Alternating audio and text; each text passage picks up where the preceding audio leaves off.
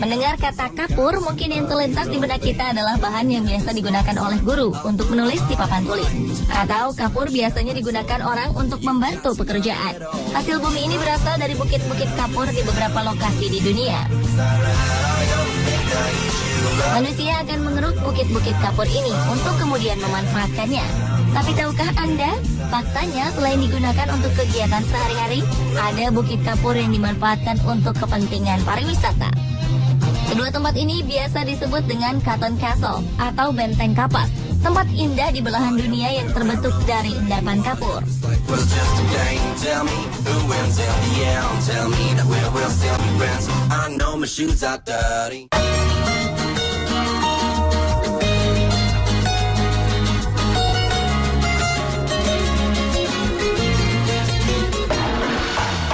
Lokasi Cotton Castle pertama berada di kawasan Eurasia, Turki.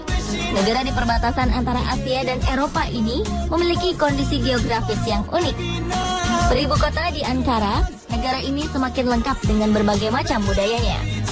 Kota-kota besar seperti Istanbul menjadi tujuan utama para pelancong dunia. Faktanya, keadaan alam Turki pun tidak kalah indahnya. Didominasi oleh pegunungan, di sini terdapat sebuah tempat yang merupakan salah satu surga tersembunyi di dunia.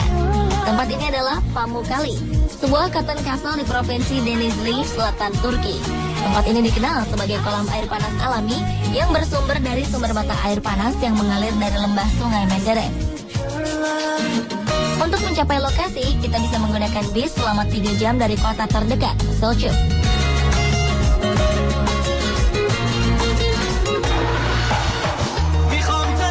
Objek wisata di dalam kawasan Taman Nasional Pamukkale ini menawarkan pemandangan yang luar biasa indah dan menyejukkan mata.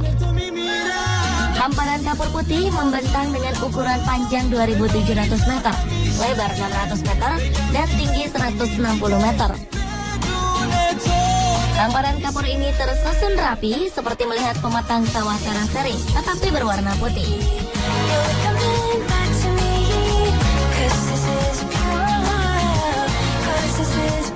Dalam bahasa Turki, Pamukkale berarti benteng kapas.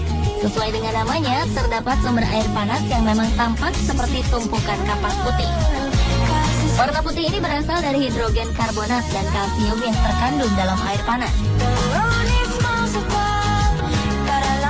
Akibat kandungan dalam air panas selalu meningkat, lokasi keluarnya air panas pun membentuk seperti lapisan kapur putih menyerupai air terjun beku.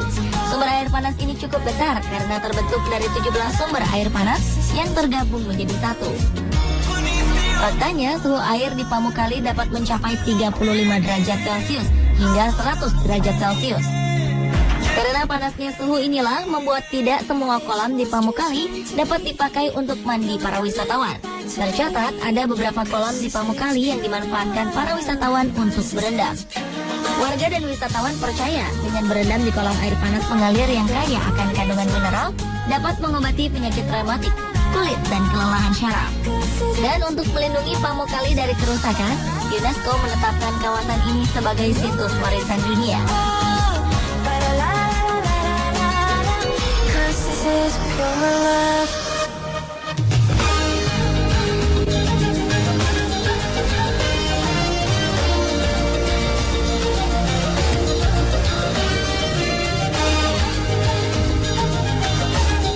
Selain di Turki, rupanya Indonesia juga mempunyai lokasi serupa.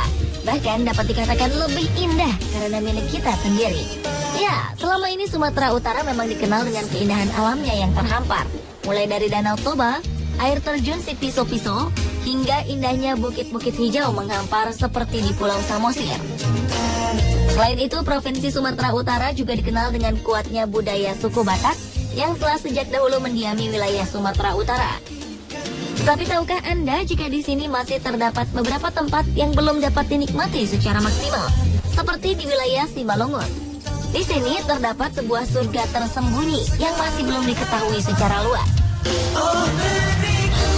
Dan inilah dia, Dolok Tinggi Raja di Desa Tinggi Raja, Kecamatan Silau Kahayan, Kabupaten Simalungun, Provinsi Sumatera Utara. Untuk menempuh ke lokasi ini diperlukan waktu sekitar 4 jam perjalanan menggunakan mobil dari kota Medan. Kondisi jalan yang kurang baik menjadi tantangan tersendiri untuk dapat mencapai surga tersembunyi di Pulau Sumatera ini. Jalanan di sini memang tidak mulus.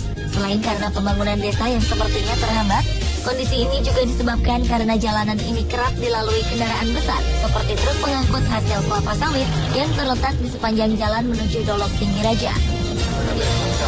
Setelah perjalanan melelahkan menggunakan mobil, kita harus melanjutkan perjalanan dengan berjalan kaki menyusuri Bukit Batu.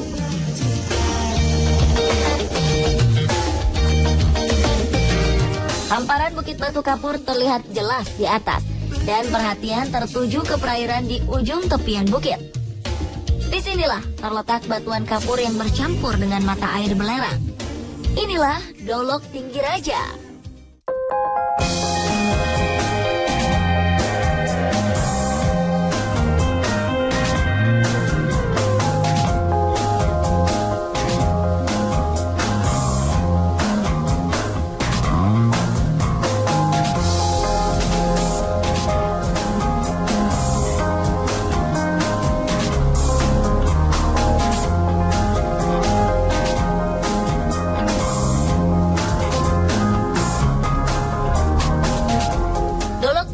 Sering disebut sebagai tempat bersalju Indonesia. Uniknya, bila salju identik dengan hawa dingin, maka Dolok Tinggi Raja disebut sebagai salju panas Indonesia. Salju di sini sebenarnya bukanlah salju berbentuk gumpalan es yang sering dijumpai di negara beriklim dingin, melainkan kapur yang meleleh karena terkena panas. Selain itu, di pusat pusaran kapur Dolok Tinggi Raja terdapat sebuah mata air belerang. Mata air ini mengalir turun melewati jalur seperti sebuah sawah terasering ke sebuah perairan kecil dengan warna gradasi biru dan indah. Bedanya, kolam di sini tidak dapat digunakan untuk mandi karena suhunya yang tinggi dirasa tidak cocok untuk tubuh manusia. Tetapi jangan berkecil hati, karena para wisatawan dapat mencoba sensasi merebus telur langsung dari mata air di atas pematang kapur. Uniknya, terdapat mitos menarik dari kegiatan ini. Konon, jika kita menaruh 3 butir telur dan merebusnya ke dalam mata air, maka Anda jangan merasa marah atau kesal ketika mengangkat telur yang berkurang menjadi 2 butir saja. Diceritakan warga sekitar, berkurangnya sebutir telur ini sebenarnya tidaklah hilang, tetapi mereka mempercayai bahwa para penghuni tempat ini mengambilnya.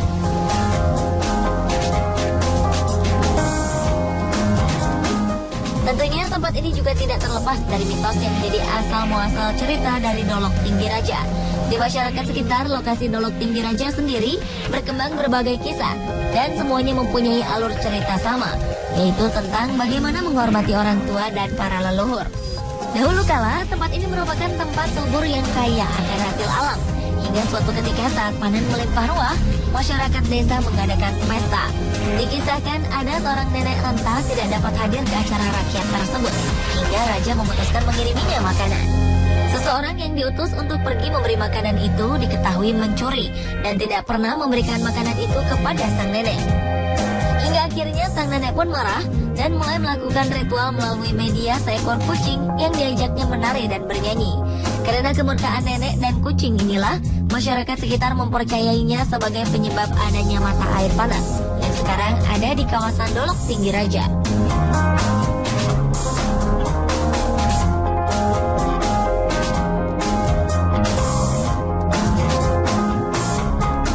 Sayang sekali, warisan alam dan indah ini belum ditanggapi secara serius oleh pemerintah.